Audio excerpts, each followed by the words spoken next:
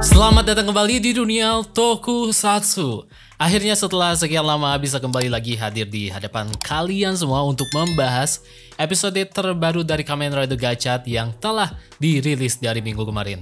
Bagi teman-teman yang belum paham bahwa AA di malam Jumat kemarin telah mengadakan live streaming merangkum pendapat sejauh ini series Kamen Rider Gachat bersama Bang Andrew dan juga Bang Iqbal. Di live tersebut akan bacotin episode yang belum kita bahas hingga episode 35 Kamen Rider Gachat. Jadi bagi teman-teman semua yang belum menonton rangkuman bacotan kita di live ini, silahkan klik saja di link pojok kanan video ini. Baiklah, kalau begitu kita langsung saja bahas episode 36 Kamen Rider Gachat yang berjudul Aku Mengerti Sekarang, Asal-Usul Para Kemi. Episode ini dimulai di kedai Ichinose Hotaro di mana Hotaro CS ingin membuat Lachesis tertawa sebagai bagian dari usaha Kyokasan untuk menelitinya dan membuatnya mempelajari lagi tentang bagaimana cara Lachesis bisa menjadi lebih manusiawi. Semuanya telah berusaha tetapi malah membuat Lachesis bete dan malah balik mengejek mereka dengan balik menertawakan mereka.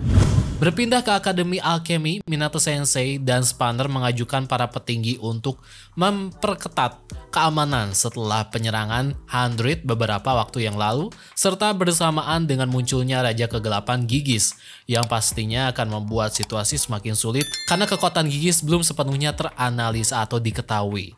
Lalu secara mengejutkan, entah bagaimana caranya Gigis bisa menyusup ke Akademi di adegan ini. Sebelumnya kita sempat membahas kekuatan Gigis yang baru ternotis oleh kita sejauh ini di live dunia Tokusatsu pada tanggal 16 Mei 2024 lalu ya, seperti memberikan kekuatan langsung ke Kloto dari dalam dirinya sendiri tanpa campuran kekuatan Kemi, lalu teleportasi, membuat barrier, kekuatan pembangkit, penggabungan dan mungkin kekuatan penciptaan, di mana pada episode kolaborasi Legend yang lalu Gigis pernah berkata soal membuat ulang dunia. Sebenarnya dari berbagai sumber terpercaya sudah ada beberapa penjelasan mengenai jenis kekuatan Gigis ini, namun kita akan menunggu debut kekuatan-kekuatan Gigis ini di episode mingguannya karena tentunya kita bakal ikut melihat dan merasakan seberapa mengerikannya kekuatan Raja Kegelapan yang satu ini.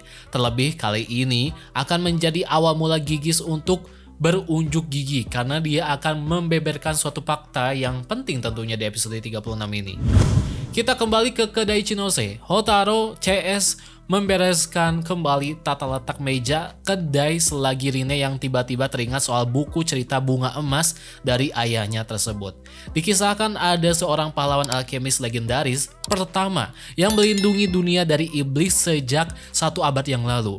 Sabimaru mengetahui soal buku itu dan menunjukkannya lewat tablet Isaac.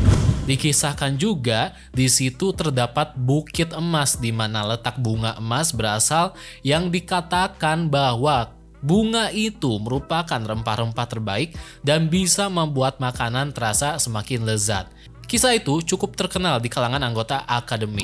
Sekilas diperlihatkan juga gambar makhluk seperti Hopper One pada kisah bunga emas tersebut. Kita para penonton bisa berteori di sini, mungkin saja Hopper One sudah ada sejak 1 abad yang lalu. Tapi ketika kita melihat ekspresi Hopper One di sini, seakan-akan dia biasa saja dan malah seperti baru melihat kisah bunga emas ini. Mungkin saja ingatan Hopper One sudah terhapus oleh sesuatu atau seseorang. Ada kemungkinan juga hal tersebut berlaku bagi seluruh Kemi yang telah hidup sejak 1 abad yang lalu. Yang kedua, mungkin gambar Hopper One pada kisah bunga emas itu adalah leluhurnya Hopper One. Jadi kemungkinan Kemi itu punya generasinya sama seperti makhluk hidup yang lainnya.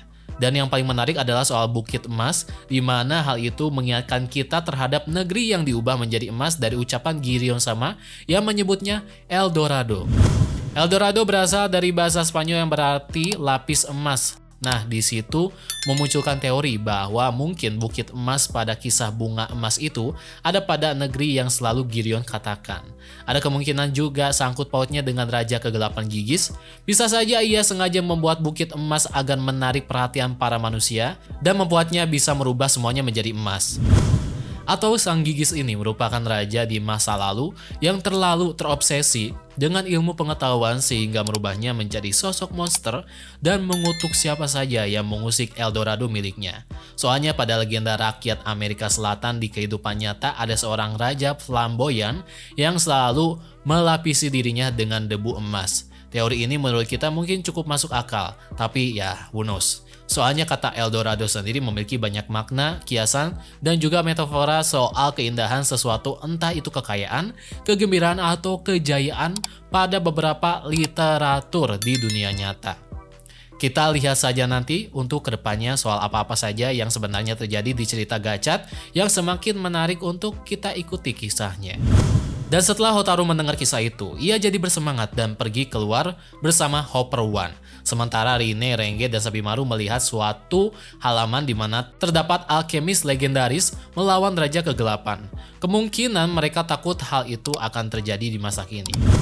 Kembali lagi ke akademi, Gigis memperkenalkan dirinya sebagai Raja Iblis Kegelapan yang menyelimuti dunia dengan kegelapan. Kemungkinan memang si Gigis ini merupakan iblis yang ada pada dongeng bunga emas tadi walaupun masih belum terbukti kebenarannya. Tentu saja para petinggi tidak tinggal diam dan salah satu dari mereka mencoba menyerang Gigis, tapi sayangnya Gigis tidak bisa disentuh dan seketika ia berubah menjadi abu dalam sekejap oleh kekuatan semacam api hitam yang mirip dengan api hitam milik Spanner. Kamen Rider Valvarat berubah dan hendak menyerang, namun seketika ia diteleport keluar dan bertarung melawan Gigis.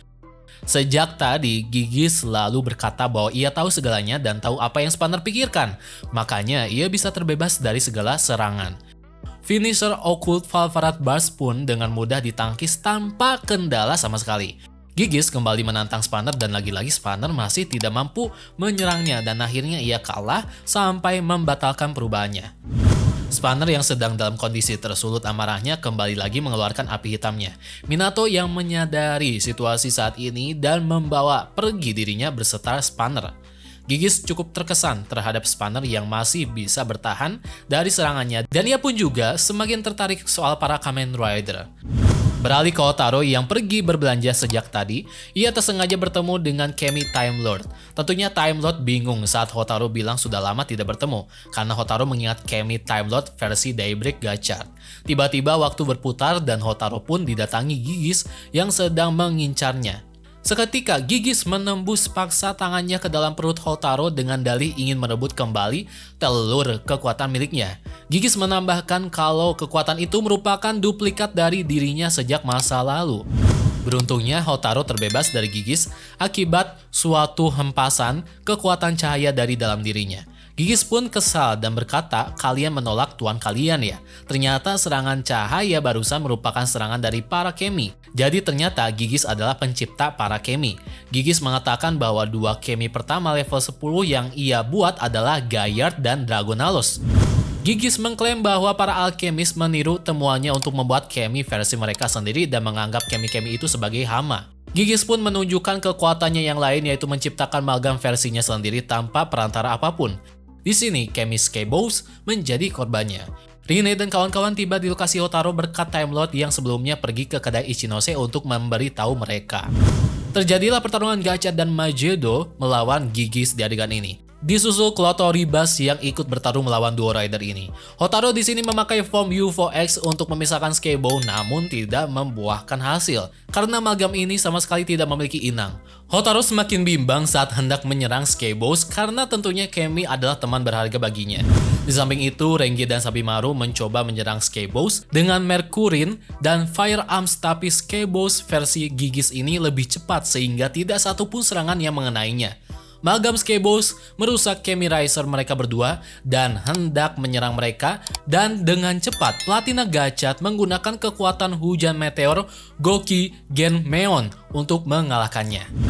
Malgam Skybow berhasil dikalahkan, namun justru disinilah plot twist yang cukup menyedihkan terjadi di mana sepertinya itu merupakan rencana lain dari Gigis untuk membuat MC kita ini Hotaru menjadi terpuruk keadaannya. Ternyata Skybow tidak kembali ke wujud Kemi saat Hotaru hendak kembali menyegelnya ke dalam kartu Kemi Blank seperti biasa. Setelah serangan dari Gachat, melainkan Skybow saat ini dalam kondisi sekarat atau bisa dibilang di ambang kematian. Tentu saja hal ini mengejutkan Hotaru dan kawan-kawan dan juga kita sebagai penonton, karena selama ini yang kita ketahui bahwa Hotaru CS sangat bersahabat dan berteman baik dengan para Kemi. Tapi apa yang kali ini terjadi justru mengagetkan kita semua.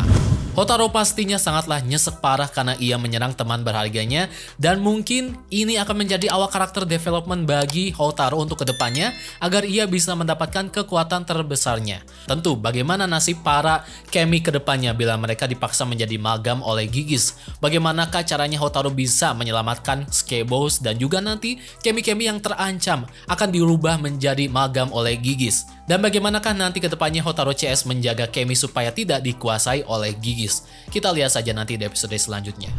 Jadi itulah dia bahasan dari episode 36 Kamen Rider Gachat. Bagaimana menurut kalian semua terkait episode 36 Kamen Rider Gachat ini? Silahkan komen di kolom komentar di bawah. Terima kasih yang sudah menonton video bahasan ini dari awal sampai akhir dan sampai jumpa di video bahasan selanjutnya.